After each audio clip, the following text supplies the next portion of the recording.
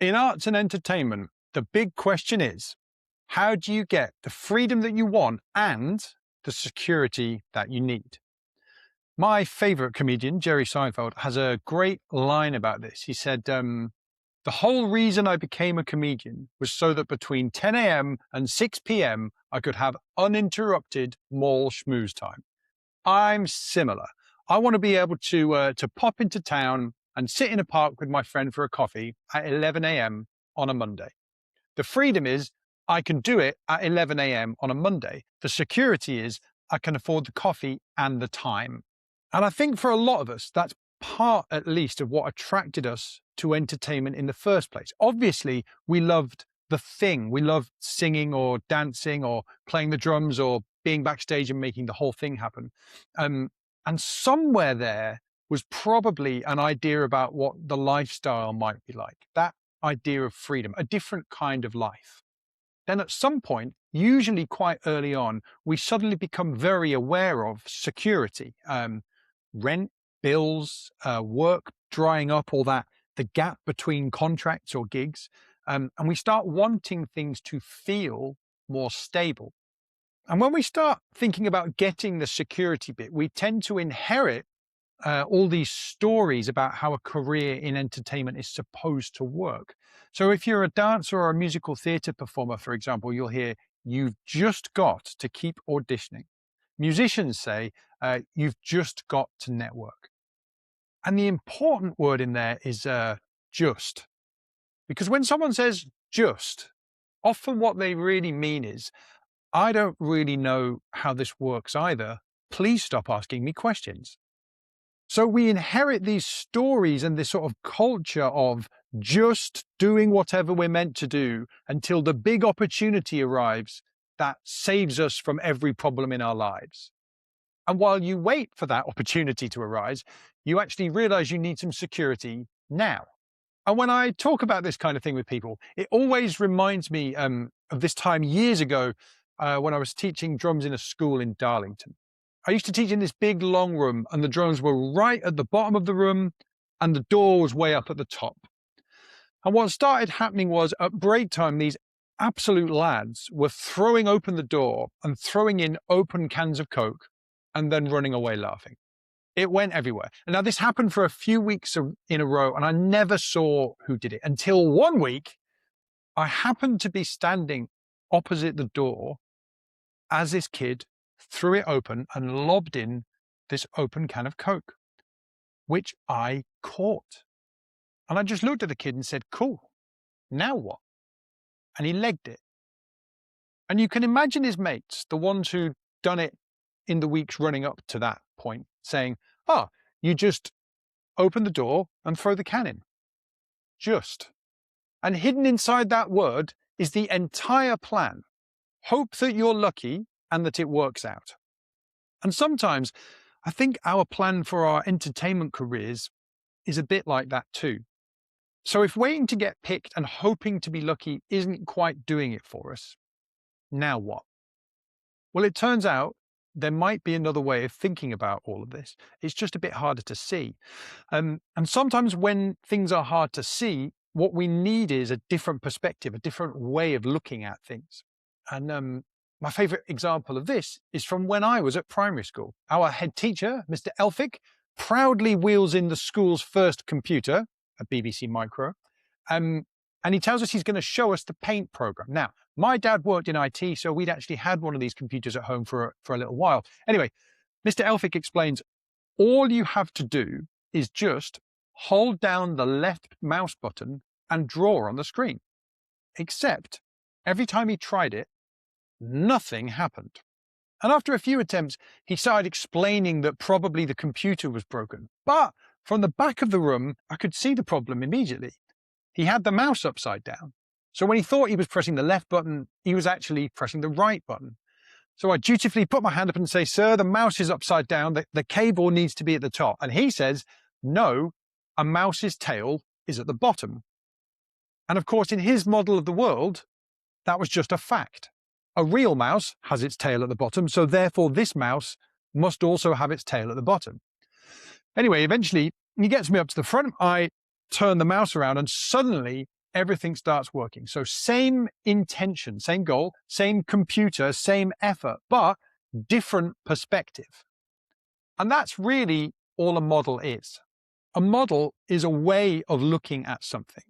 And sometimes if you want to get different results, it helps to try a different model. So here's a model I want to give a go with you today.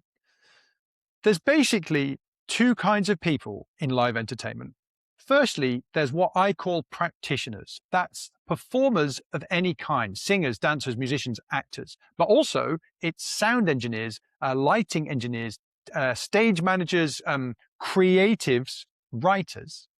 Now, we tend to think of ourselves as all being very different from one another, but actually the fundamental structure of how those different careers work is remarkably similar. Practitioners basically get paid by producers. Now, producer means something very specific in this model. A producer is just someone who creates an opportunity where one or more practitioners gets paid.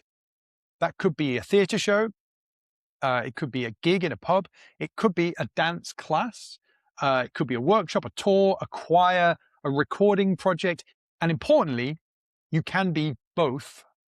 So if you're a Rod Stewart tribute act and you hire a village hall, you sell the tickets, and then you perform the show yourself, you are both the producer and the practitioner. You created the opportunity and then you worked within it. Now, this distinction matters because practitioners and producers have different ways of getting more of what they want. And remember, broadly speaking, what most of us want is some combination of freedom and security. So if you're a practitioner, there's only really 5 categories of activities that you can do to get more freedom and security. Now, you'll recognize all of them. The first one is more work. When you first finish training or you're starting in the industry, you just want to get some gigs. Then you want to get some more gigs.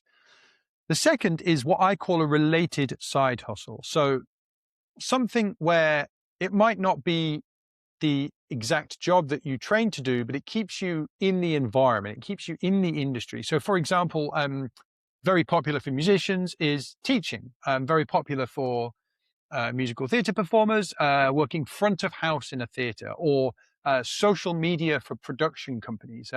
It's something where you're still connected with the industry, you're still around the kinds of people you want to be around.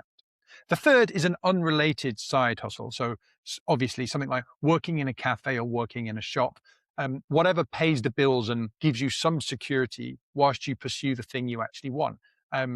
That's the classic story, isn't it? If you're in like an originals band, those people will quite often have a day job. Now, the fourth is where most people usually end up focusing, which is better work. So not just more gigs, but better gigs, better clients, better contracts. So higher fees, better environments, better treatment. And then there's the fifth one, which is my personal favorite, which is you can become a producer. You can start creating opportunities instead of waiting for opportunities. Now, what's interesting about these 5 categories is pretty much everything you do for your career either contributes to one of these 5 practitioner categories or it doesn't. And if it doesn't, it might still be enjoyable. It might still matter to you. It might be helping you grow as a person, but it might not be contributing to more freedom and security.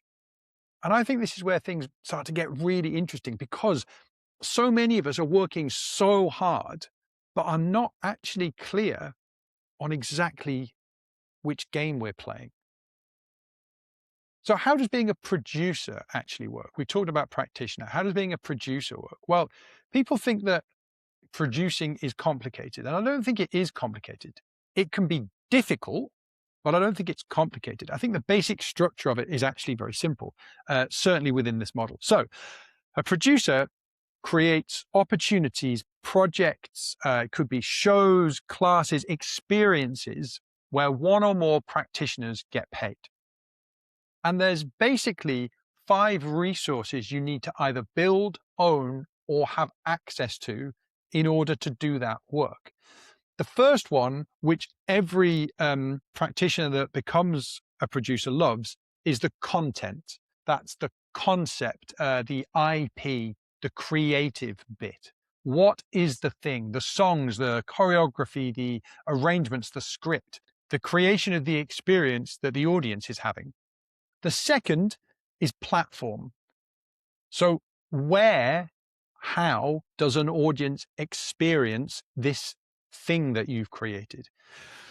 A theatre is a platform, a pub is a platform, a cruise ship stage is a platform, online is a platform, a video is a platform, a village hall, a rehearsal room, whatever it is. Where does the audience experience the thing that you've made? That's platform. Now, the third one is payment. There has to be a mechanism where everybody gets paid. Could be ticket sales, could be a client, could be a contract, something. But there has to be a mechanism for payment. The fourth is practitioners. Somebody actually has to deliver the thing that you've created. That practitioner might be you as the producer. It might be one performer and one technician. That would be two practitioners in your show. Well done. Now, the fifth one is audience, people to experience the work. Or in some cases, an audience might be a client. Now, success as a producer is largely about your ability to get closer and closer to those 5 resources, building them or building relationships, owning them, strengthening your access to them. And a lot of people struggle when they first become producers because, as I mentioned earlier, most producers originally got into the business as practitioners, which means their training was largely about pick me. It was largely auditioning, go to class, work on your skills, be personable, maybe network a bit, and hope you get picked. As a practitioner, someone else largely decides what you do. And if you do that thing successfully over time, you get paid, whether or not the project, the show, the class, whatever, works commercially. But as a producer, you have to decide what to do, and then you have to get yourself to actually do it. And becoming a producer is really just taking the highest level of responsibility, which is why it has the highest potential payoff. And really, moving forwards in either category, actually, practitioner or producer, comes down to taking responsibility. Taking responsibility, of course, comes down to your ability to, as I call it, push your own buttons. Now, if you think about these two categories, practitioner, producer, you probably already have a pretty good idea which one you're in. And you might even have a different idea about which one you'd like to be in the future. So as you look at the different options, those 5 options in each category, whichever one you're in, you already know some things you could do to move yourself forwards towards having more freedom and security. And I think that people in general already know a lot more than they think they do.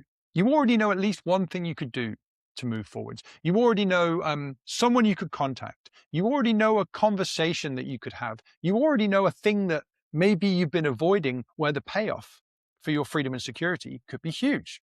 Actually, a friend of mine and I, we have this running gag. Whenever one of us is talking about a really good idea that neither of us are currently doing, we say to each other, of course, it's nothing we don't already know. And that is the frustrating bit, isn't it? It's not usually that people don't know enough. It's that they haven't learned how to push their own buttons consistently enough to actually do the things they already know would probably help. And if you'd like some help figuring some of that stuff out for yourself, I'd be very happy to have a conversation with you. Usually in that conversation, we find out what you currently want, what game you're currently playing, so what your current activities add up to, and whether that plan, those current activities are actually taking you to what you say you want.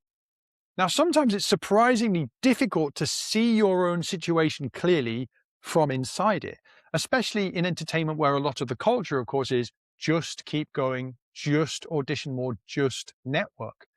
Sometimes what helps is another perspective, just like turning the mouse around. If you can see the system, if you can see the environment slightly differently, you can make better decisions and take more productive action and enjoy the whole thing more.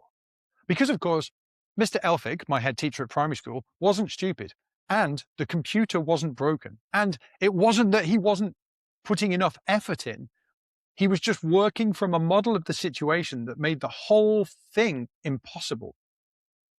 And again, I think a lot of people in entertainment are doing something similar, working really hard, trying really hard, wanting something really badly, but largely still hoping to get lucky, hoping that no one catches the can, hoping that the next opportunity fixes every problem in their lives, and hoping somehow it all just works out. And I just think there are probably better plans than that. And if you'd like to have that conversation, there's a link below.